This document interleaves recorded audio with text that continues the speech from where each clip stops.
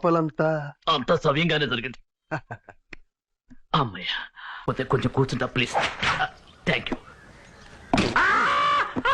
ఏమైందయ్యా? మేకు తించారా? Hi mans, welcome to cine man. So ఇందాకే రాజాసాబ్ చూసేసి వచ్చాను అనమాట. మన ప్రభాస్ గారిది డార్లింగ్ చాలా రోజుల తర్వాత వింటేజ్ ప్రభాస్.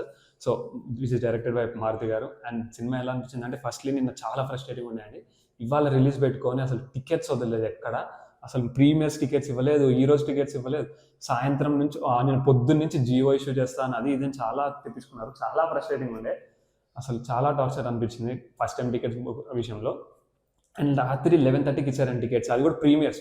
మళ్ళీ ఈరోజు షో ఫస్ట్ డే షోస్వి నిన్న రాత్రి 2:30కి వచ్చాయండి. నిన్న రాత్రి 2:30కి చేసుకున్నాం మేము, మా ఫ్రెండ్స్ బుక్ చేశారు. సో మార్నింగ్ సంధ్యాలో చూసేది అనమాట. సో రాజాసాబ్ చూసాక ఏమనిపించింది అంటే, కష్టమే అండి.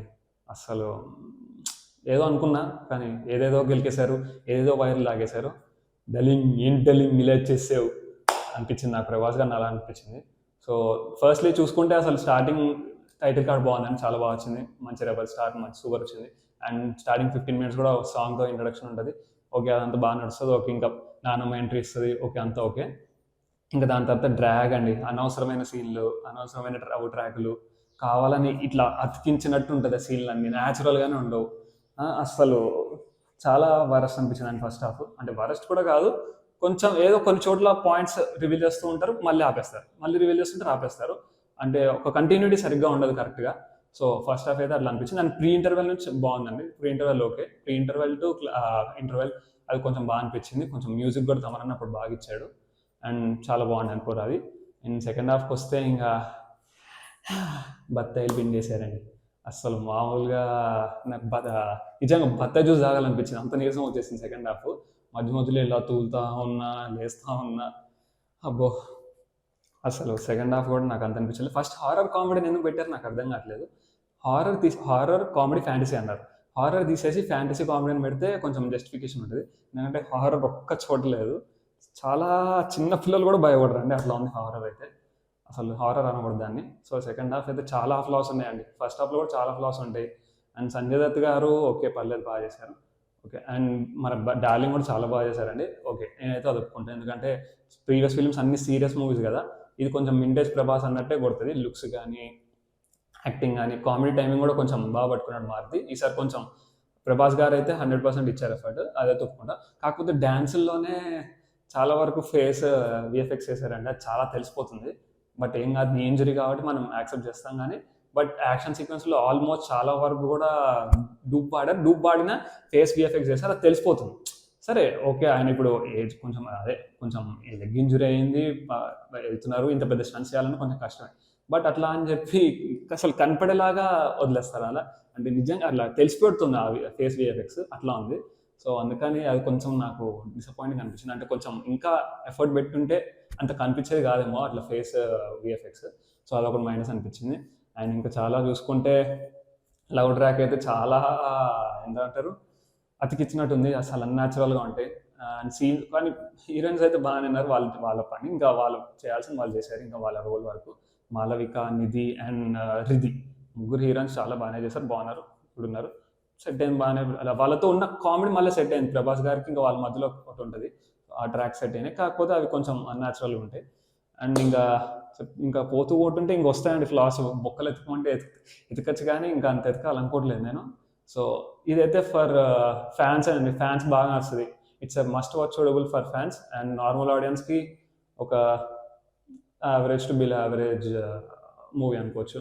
ఎందుకంటే అది కూడా విఎఫ్ఎక్స్ ఏదో కొంచెం మ్యూజిక్ ఇలా ప్రభాస్ గారి కోసమే, ఆ వింటేజ్ కామెడీ కోసం. ఎందుకంటే అందరూ ఆయన కామెడీ అంటే చాలా ఇష్టపడతారు కాబట్టి వింటేజ్ ప్రభాస్కి.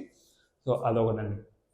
అండ్ ఇంకా సెకండ్ హాఫ్ అయితే నాకైతే అస్సలు వర్కౌట్ కాలేదు. బట్ లాస్ట్ ప్రీ క్లైమాక్స్ నుంచి క్లైమాక్స్ వరకు లేచిందండి మళ్ళీ సినిమా. అక్కడ లేచింది మళ్ళీ, ఎందుకంటే ఒక హాస్పిటల్ సీన్ ఉంటుంది, అక్కడ నుంచి ఇంకా స్టార్ట్ అవుతుంది. అక్కడ నుంచి ప్రభాస్ గారు నవరసాలు కూడా ఇట్లా చూపిస్తారు అనమాట అట్లా.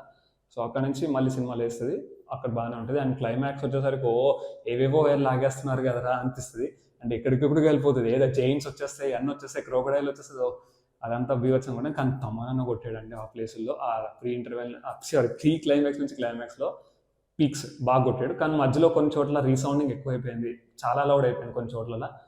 కొన్ని చోట్ల ఓకే అనిపించింది. బట్ తమన్ గారు అయితే ఇంకా తెలిసిందే, ఆయన 2.0 స్టార్ట్ చేశారు ఓజీ నుంచి, సో ఇచ్చి పడేస్తున్నారు. నాకైతే అలా అనిపించింది. అండ్ ఇంకా చెప్పాలంటే ఇంక అంతే అండి.